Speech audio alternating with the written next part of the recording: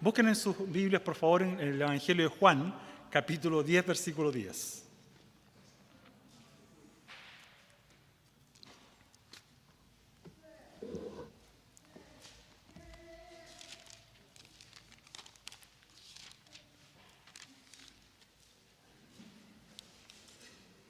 Este fue un texto que usé hace poco tiempo en un tema que di a unos profesores, como les conté ayer. Y obviamente lo he adaptado más hacia la iglesia hoy día, pero en aquella oportunidad fue bien evangelístico y esa era la idea también, compartir el evangelio. Juan capítulo 10, versículo 10. La palabra de Dios dice lo siguiente: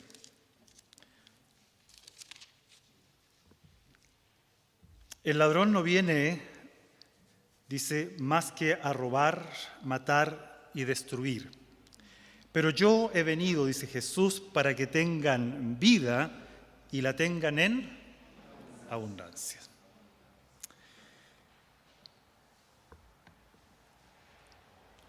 Sin duda, hermanos míos, que el anhelo que todos nosotros tenemos en la vida, ¿no es cierto?, es poder tener una vida plena, ¿sí? A veces cuando uno está en ciertas etapas de su vida, por distintas razones, a veces pareciera que la vida no es plena, ¿no es cierto? Y a veces uno piensa en vida plena cuando está todo, ¿cómo? Calmado, tranquilo, sin ninguna preocupación. Pero una cosa que he aprendido, yo creo que la mayoría de los que llevan más tiempo en la iglesia, es que el Señor no entrega una vida plena en la quietud, en la tranquilidad, en el sosiego, ¿verdad? Extrañamente el Señor tiene sus paradojas. Él dice, yo te voy a dar vida plena, pero, ese es pero, ¿no es cierto? Y todo lo demás. Cuando uno piensa en este día tan especial y tan particular, en el cual recordamos que nuestro Señor y Salvador resucitó para lograr ese triunfo, para lograr esa victoria, para permitirnos, ¿no es cierto?, a nosotros también como hijos acceder a lo que Él también accedió, que fue la resurrección. Él tuvo que pasar ¿por qué? Por la muerte, por el dolor, por la aflicción, porque dice que es necesario que a través de esas aflicciones el Señor podía traer muchos hijos a la gloria. Y nosotros no podemos tampoco en ese sentido pensar que no vamos a pasar por momentos difíciles para alcanzar aquello que tanto anhelamos, que es poder gozarnos en la presencia del Señor y disfrutar de una vida plena, llena de satisfacción, de gozo. Yo les contaba a los profesores el otro día, y esto fue algo que ocurrió en el colegio de mi hijo, de mi nieto, uno de los nietos menores, de Fabián. La semana pasada, una profesora falleció inesperadamente, y dejó 2 hijas huérfanas. ¿Por qué murió? Ella estaba relativamente bien, pero estaba atravesando algunos problemas emocionales fuertes. Y también pareciera que problemas materiales y económicos. Llegó del colegio un día, se acostó y en la mañana, cuando las hijas la fueron a ver, la encontraron muerta. Había tenido un derrame cerebral. No sé cuál era su condición espiritual. La muerte siempre nos sorprende, ¿verdad?, en momentos menos inesperados. La gente hoy día vive afanada, vive preocupada, ¿no es cierto? Vive pensando que puede conquistar el mundo y hacer un sinnúmero de cosas y de pronto la vida se te va. Entonces, hermanos, estamos ante un desafío, nosotros los creyentes hoy en día, de poder mostrar al mundo que lo que nosotros creemos realmente es, ¿qué cosa? Lo más importante, aquello que realmente da satisfacción a una sociedad que vive afanada buscando encontrar plenitud de vida en un sinnúmero de cosas que nunca la entregan. Lo hemos reiterado tantas veces y el mundo lo sabe. Vemos, ¿no es cierto?, sin embargo, que la gente vuelve a caer en lo mismo. La droga, el alcohol, ¿no es cierto?, el fanatismo por un deporte, por la política, por un sinnúmero de actividades que la gente procura desarrollar. ¿Para qué? Para encontrar vida plena y poder vivir plenamente también. Se piensa disfrutando ¿de qué? De lo que el mundo te ofrece. Pero lo que el mundo ofrece es pasajero. Y lamentablemente no entrega la satisfacción plena. En Semana Santa estamos recordando una gesta de carácter extraordinario. donde el sacrificio del Hijo de Dios, aquel que muere, resucita el tercer día por los pecados del ser humano, ¿no es cierto?, hace un cambio radical en la historia de la humanidad. Un hito que muchas veces queda relegado solamente y lamentablemente a una fecha particular del año. Y que uno analiza, ¿no es cierto?, escuchen el lenguaje de la gente, está cayendo en un dejo de ambigüedad tal que uno no sabe en realidad qué es lo que están diciendo. Es como la Navidad, felices fiestas, dicen. ¿Han escuchado, no es cierto? Una expresión como, bueno, aprovechemos este día, pues ya que está, feriado. Y la Semana Santa lo mismo, aprovechemos el feriado. Y la gente dice, entremos en reflexión, dicen. Los periodistas, reflexionemos. Y yo pregunto, ¿pero en qué? ¿En qué quieren reflexionar? ¿En qué quieren sustentar su vida? Al final se transforma en una excusa simplemente ¿para qué? Para salir de Santiago o de alguna ciudad, para tener alguna comida, para estar con la familia. Ese tipo de cosas son las que la gente... Entonces, todo este tipo de cosas, que es el contenido, el sustento de este tiempo que recordamos, al final queda ¿en qué cosa? En el vacío. Tendemos a separar, y lamentablemente los cristianos también, querido, en lo religioso de lo secular, como si una esfera no tuviera nada que hacer en lo otro. Y eso es lo que hace el mundo. Al final empiezan a hacer la separación. No quieren escuchar el término religioso, no quieren escuchar la expresión resurrección. El otro día estaba viendo una película y una persona, ¿no es cierto?, estaban contratando a una persona para ser policía. Y uno les pregunta, ¿usted es religioso? Sí. Ah, dijo. No nos sirve mucho una persona muy religiosa, dice, como policía, porque eso le da, ¿no es cierto?, una incapacidad de ser objetivo. Yo pensé, ¿el cristianismo te anula? ¿El cristianismo nos anula? ¿El cristianismo no tiene nada que ofrecer? Yo pensaba, esta persona piensa que el cristianismo es un lastre, que no sirve para nada, que lo que nosotros creemos, como Pablo decía ahí, si Cristo no resucitó, entonces nuestra fe es vana. Y mucha gente parece que en el mundo piensa lo mismo. Que todo este tiempo de fecha, religiosidad y todo lo demás no sirve para nada, te anula. ¿Tú también crees que estás anulado? Y a veces, lamentablemente, nosotros también escuchamos eso y nos tragamos eso y creemos eso y vivimos como si eso no importase, como si eso no afectase mi vida, ni tampoco yo pudiese afectar la vida ¿de quién? De nadie.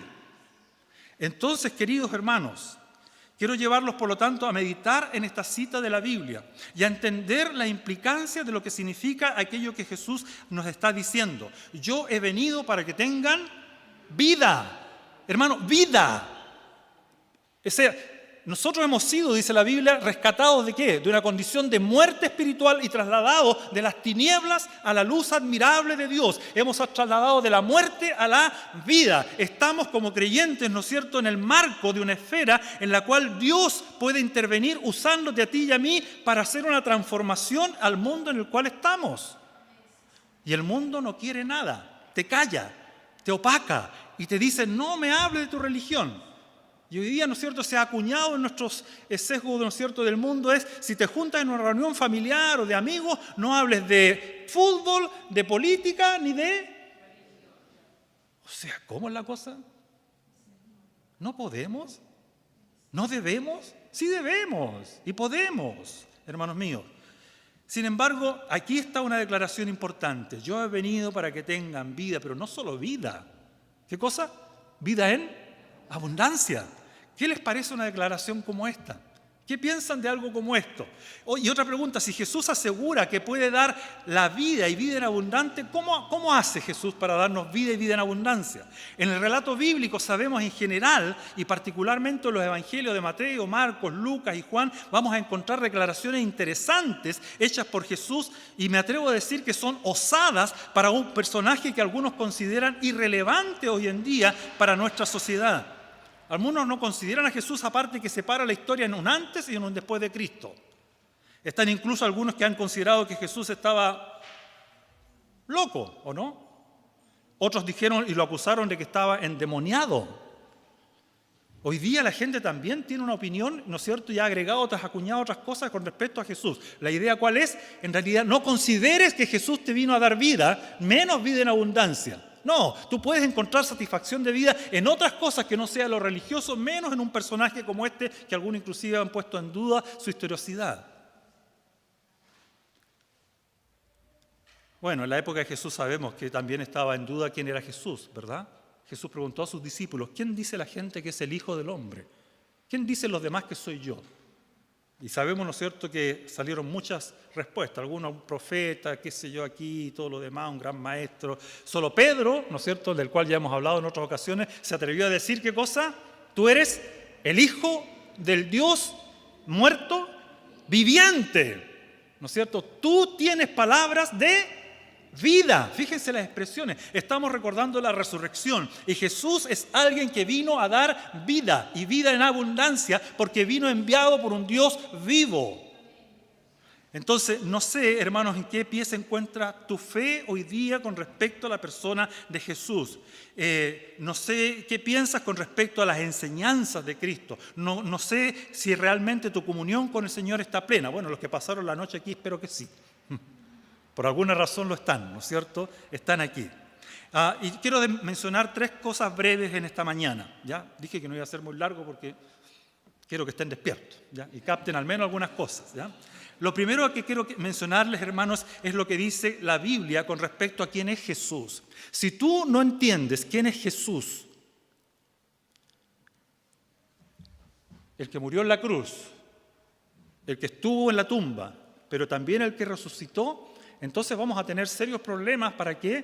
Para poder vivir una vida realmente en aquel que dice que vino a dar vida y vida en abundancia, ¿ya? En Juan capítulo 1, y seguimos en el Evangelio rápidamente, un pasaje que es muy archiconocido, el pastor predicó hace un tiempo atrás sobre esto, y yo no voy a ahondar más que en 2 versículos. Dice la Escritura que en el principio ya existía el Verbo, y el Verbo estaba con Dios, y el Verbo era Dios. ¿Ya? Esta expresión, el verbo, la palabra, en realidad los griegos hablaban, ¿no es cierto?, también de la razón.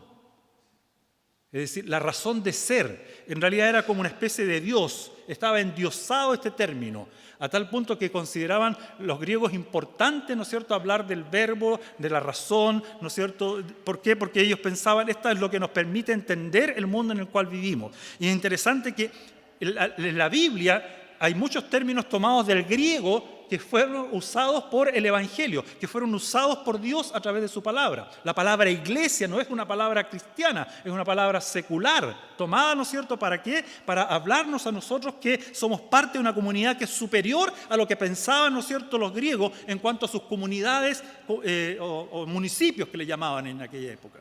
Aquí estamos hablando del verbo, dice también una palabra griega que el Señor la reutiliza, interesante este término, ¿no es cierto? La reutiliza y la cristianiza de alguna manera y la hace propia de alguien. Y dice, en el principio ya existía algo que se llamaba el verbo, y el verbo estaba con Dios, y el verbo era Dios. ¿Y qué sabemos de este verbo?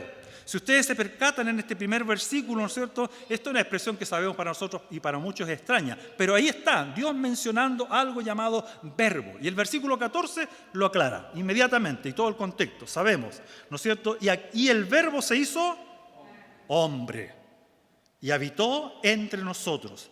Y hemos contemplado su gloria, la gloria que corresponde al Hijo unigénito del Padre. ¿Y cómo es? ¿Y cómo está? Dice, lleno, pleno de gracia y de verdad. Ese es la Biblia dice, ese es el que vino a este mundo a morir en la cruz. Jesús, el Hijo de Dios, el Hijo del Hombre, términos que nos hablan, ¿no es cierto?, con respecto a la persona de Cristo, que también es usado por ahí. Muchos pasajes de la Escritura ratifican, ¿no es cierto?, esta verdad. Estamos, hermanos míos, hoy día recordando la encarnación. En Juan 10:30 y 33, Jesús dice, yo y el Padre uno somos. Y entonces los judíos, dice la historia, volvieron a tomar piedras porque querían apedrearle. Estaban molestos, enojados. Ya en aquella época nadie quería nada ¿con quién? Con Jesús. Hoy día también la gente, si tuviera piedras y nos escucha hablar de Jesús, las lanzaría, yo creo, ¿no? Como le dije, porque no quieren saber nada de Jesús. Y Jesús le respondió, muchas buenas obras os he mostrado de mi Padre. ¿Por cuál de ellas me apedreáis?, dice Jesús. Y le respondieron los judíos enojados, por buena obra no te apedreamos, sino por la blasfemia, porque tú siendo hombre te haces ¿qué? Dios. ¿Quién es el Verbo? ¿Quién es el Salvador nuestro? ¿Quién es aquel que ha resucitado? ¿Quién es aquel que nos ha rescatado de la condenación? Aquel Dios que se hizo hombre en la persona de Jesús, ¿no es cierto?, para darnos vida y vida en abundancia. ¿Quién es Jesús según la Biblia? La respuesta es sencilla, es Dios hecho hombre, es el gran misterio de la encarnación, el que despliega todo su esplendor en la persona de Jesús, 100% Dios, 100% hombre. Como dice Filipenses 2:5 al 8, ¿no es cierto?, con claridad, la actitud de ustedes debe ser como la de Cristo Jesús, quien siendo por naturaleza Dios, no consideró el ser igual a Dios como cosa que aferrarse. Por el contrario, se rebajó voluntariamente, tomó la naturaleza de siervo y haciéndose semejante a los seres humanos. Y al manifestarse como hombre, se humilló a sí mismo y se hizo obediente hasta la muerte. ¿Y muerte de qué? De cruz. Estamos ante una realidad que la Biblia manifiesta como algo concreto y histórico.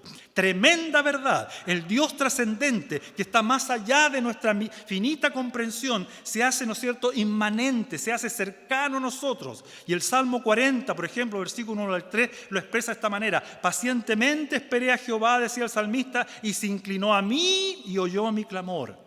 Esta es la idea, ¿no es cierto?, cuando el Dios trascendente se hace inmanente. Es como que se inclina, es como que se arrodilla un grande ante un niño para conversar con él. Dios vino, ¿no es cierto?, ¿por qué? Porque nos amaba y porque nos ama. Y porque de esa manera, ¿no es cierto?, fue capaz de poder entregar y dar su vida por nosotros. Nada menos que Dios, querido mío, Dios se ha encarnado en la persona de Cristo y ha venido a darnos vida y vida en abundancia. Y lo segundo que quiero destacar es el propósito de esta venida. Lucas 24, 45 al 47, cuando Jesús se encuentra con los caminantes de Emaús, ¿recuerdan la historia? Dice lo siguiente: y entonces, dice, les abrió el entendimiento para que comprendiesen las Escrituras. Esto es lo que está escrito, les explicó, que el Cristo padecerá y resucitará al tercer día, y en su nombre, ¿qué va a pasar? Se predicarán el arrepentimiento y el perdón de pecados a todas las naciones, comenzando por Jerusalén. Yo le pregunté a los profesores, ¿cuál es el mal de nuestra sociedad? ¿Por qué estamos como estamos? Y varios estaban pensando, ¿no es cierto?, que los males de nuestra sociedad son políticos, son sociales, son de salud y son un sinnúmero de cosas. Y sabemos, yo lo he dicho otras veces, si el problema de nuestra sociedad hubiese sido político, Dios habría enviado a un político a morir. Si hubiese sido problema de salud y enfermedad, hubiese enviado a un médico. Si hubiesen sido problemas, ¿no es cierto?, de cualquier otra índole, habría enviado a un especialista. Si el problema fuese económico, un economista, ¿verdad? Pero no lo envió. Y cuando yo les dije el problema del ser humano es el pecado, yo soy observador, vi a una profesora y dije, ¿el pecado? ¿Pero por qué? ¿Qué es eso? Esta incapacidad, ¿no es cierto?, de ver que el problema es mucho más profundo, mucho más de fondo que lo que a veces imaginamos. Y por esa razón el Señor, ¿no es cierto?, nos da también un tremendo desafío, queridos hermanos, a nosotros. Si nosotros realmente entendemos, pero no por nuestra capacidad, porque la Biblia dice que les abrió el entendimiento. ¿Quién es el que te puede hacer entender quién es Jesús para tu propia vida? Y también la importancia de este Jesús para que tenga que ser predicado. Solamente es el mismo Dios que, ¿qué cosa hace? Abre el entendimiento y nos dice, ¿no es cierto?, quién es Él, a qué vino y qué es tu misión también como hijo de Dios. Este es un pasaje llave. Abre, ¿no es cierto?, la comprensión, el propósito de la venida de Cristo. Así como los caminantes de Emaús, a veces nosotros también hay momentos en los cuales nos encontramos turbados, ¿no es cierto?, confusos, sin entender qué está pasando. Pero ahí es cuando muchas veces Jesús, como les dije, en medio de nuestra aflicción, camina a nuestro lado, ¿no es cierto?, se nos aparece de repente y nos dice, aquí estoy, no te afanes, no te preocupes. Yo soy el Dios encarnado, yo soy el Dios resucitado, yo soy el Dios, ¿no es cierto?, que te manda con una misión suprema a un mundo que no sabe cuál es su problema, que solamente a través del Evangelio le puede entregar luz con respecto a la realidad y a la problemática que tiene, que es un problema de su corazón, el pecado que lo separa de Él. Muchos pasajes de la Biblia nos muestran que el propósito supremo de la venida de Cristo no era para dar solución a problemas físicos ni ninguna otra índole, sino un problema de carácter netamente espiritual. Cristo, ¿no es cierto?, es crucificado y cuando entrega su último hálito de vida en la cruz, ha lanzado un grito desgarrador desde la cruz diciendo, ¿no es cierto?, Tetelestai. Consumado está, yo he pagado y cancelado la deuda, aquella deuda que decía que la paga del pecado es muerte. Tú y yo, si Cristo no hubiese muerto en la cruz, tendríamos que haber pagado con nuestra propia vida. Tú y yo no estaríamos hoy día con vida, ni podríamos tener vida y vida en abundancia si el Cristo, ¿no es cierto?, que muere en la cruz, nos lleva nuestro pecado, lo clava en la cruz, ¿no es cierto?, y dice, yo pagué. Ahora tú tienes vida eterna en Cristo Jesús, Señor nuestro.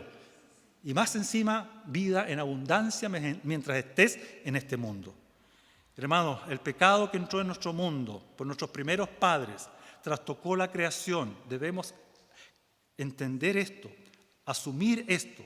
Afectó a todos los seres humanos. Es el problema de fondo que afecta a todo lo demás que nos rodea. Este tremendo problema exige como pago la muerte, como decía el texto. Pero el mismo texto presenta la solución de un gran Dios, bondadoso Dios, que nos otorga, ¿no es cierto?, una nueva oportunidad en Cristo. Cristo tuvo que morir para restaurar esta creación que gime a su estado inicial, partiendo por la salvación y el rescate de aquel que ocasionó el problema, nosotros los seres humanos. El regalo de Dios fue vida eterna en Cristo Jesús por medio de su muerte sustitutoria, es decir, muere en nuestro lugar. Por último, quiero mencionar los efectos de la venida de Cristo. ¿Para qué vino Cristo? Comprender, queridos, y asimilar esta gran verdad en las Escrituras es crucial para tener una vida plena a la luz del Evangelio. Por lo tanto, Semana Santa no es algo para recordar a Cristo y su sacrificio solo, como dije, en esta fecha particular del año. Cristo, el Verbo encarnado, el gran misterio revelado, vino a morir, ser sepultado y resucitado para que ya no vivas según tus patrones de vida, sino según las normas supremas e infalibles de la perfecta ley de Dios. Cada segundo, cada minuto, cada día, cada mes, ¿no es cierto?, cada año, tu vida está, ¿no es cierto?, para vivir, para servir a ese Dios que te rescató. 2 Corintios 5:15 dice, y Él murió por todos, para que los que viven ya no vivan para sí, sino para aquel que murió por ellos y fue resucitado. No puede haber vida eterna, no puede haber vida plena si tú no te entregas a Él. No solamente para confesar tus pecados y que te rescate de la condenación, sino también vivir para Él, para que la vida sea plena, cada día. Hermanos, este texto enuncia una verdad que debemos tomar con seriedad. Vivimos en tiempos donde la gente reclama por sus derechos, donde la consigna se yergue por todas partes y ha hecho que el ser humano se vuelva cada día más orgulloso y más soberbio. Así que predicar en estos tiempos sobre una renuncia a los derechos para vivir de acuerdo a lo que otro dice no siempre será bienvenido. Pero los que conocemos a Jesús como el ejemplo supremo de vida, no debemos temer en entregar todo nuestro ser por aquel que dio la vida en la cruz para librarnos de la condenación. Por lo tanto, concluyo con lo siguiente. Dios, el creador del universo, se encarnó, se hizo hombre, para que por medio de su vida, que fue perfecta, y su muerte en la cruz, ambas cosas sustitutivas en nuestro lugar, se diera paso a la resurrección de los muertos, de la cual el Hijo de Dios es el primogénito de entre los muertos, dice la Escritura. Este Dios encarnado, queridos, es el Curios, el Señor del universo, aquel que reclama y dice, todo es mío. Y esta expresión fue usada en una época donde el Curios era el emperador romano. Era otro el que era el Señor de la vida de los seres humanos de aquel entonces. Y Cristo aparece y dice, ese no es el verdadero Curios, yo soy el verdadero Curios. Y hoy día Dios sigue reclamando y también llamando tu atención a decir, el verdadero Señor de tu vida, ¿quién es? ¿Ah? No son las cosas que dominan tu mente, no son las cosas que afanan tu corazón, que a veces toman el primer lugar, se enseñorean de nuestras vidas y nos quitan el gozo y la posibilidad de vivir una vida plena. El Señor, manifestado en carne, toma potestad en el cielo y en la tierra. Nada de lo que sucede en ellos está fuera del alcance, porque Dios es el que establece, dispensa, ordena de manera, ¿no es cierto?, tal que ejerce soberanía que por derecho siempre le ha pertenecido. Por lo tanto, les desafío a lo siguiente. Como creyentes tenemos un desafío evangelístico cada vez que recordamos a nuestro Señor, especialmente en esta fecha. Proclamar la obra de salvación en la persona de Jesús, para que todo aquel que en Él cree, ¿no es cierto?, tenga vida. vida eterna y vida en abundancia. Pero también es nuestro deber llevar la redención a todas las partes de nuestro mundo caído. Hermano, todo le pertenece al Señor. No permitas que nuestra sociedad acalle tus labios. No permitas que nuestro mundo, ¿no es cierto?, te opaque y te diga, no me hables de Dios en este momento, yo no quiero escuchar. Aprovecha cada oportunidad. Nosotros no vivimos según las normas establecidas en realidad de buena convivencia. Y no estoy diciendo con esto que sean maleducados, pero nosotros debemos de alguna manera ser osados en este mundo. Aunque eso a veces moleste a algunos, porque estamos hablando de la vida eterna de una persona, porque estamos hablando de una responsabilidad también para mi vida, que algún día Dios me pedirá y dirá, ¿por qué no le hablaste a esa persona? Es que, Señor, no era oportuno, es que, Señor, no era qué cosa bien visto.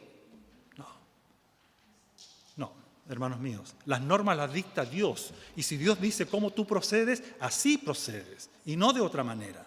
En Semana Santa, por lo tanto, recordamos esta gesta extraordinaria del sacrificio del Cordero de Dios, que murió y resucitó al tercer día. Pero es en todo el transcurso de la vida de un creyente en que los efectos de esta gesta deben ser completamente o correctamente aplicados en la tarea de redención del mundo de manera integral, afectando todas las estructuras donde nosotros nos encontramos. Y con esto me refiero a tu trabajo, al colegio, ¿no es cierto?, en la calle, a los vecinos, etcétera, etcétera. En todo lugar yo debo vivir la vida y vida en abundancia que Dios me ha dado.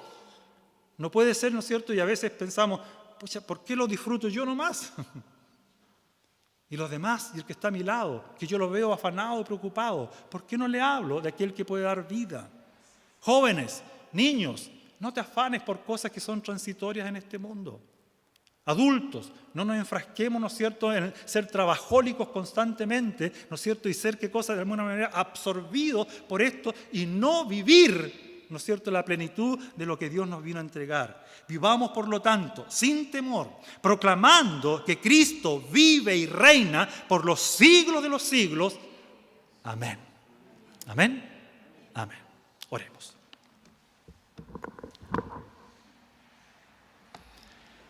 Amado Señor y Dios nuestro, todopoderoso, creador del cielo y la tierra, gracias, Señor, por permitirnos escuchar tu voz esta mañana, por poder ver la luz de un nuevo día, un día glorioso en el cual, Señor, te venimos a adorar, un día también glorioso porque, Señor, de alguna manera tú has querido, Señor, que el ser humano que aún no te conoce estampe en un calendario el recordatorio de que tú, Señor, de alguna manera estás obrando y manifestándote a este mundo.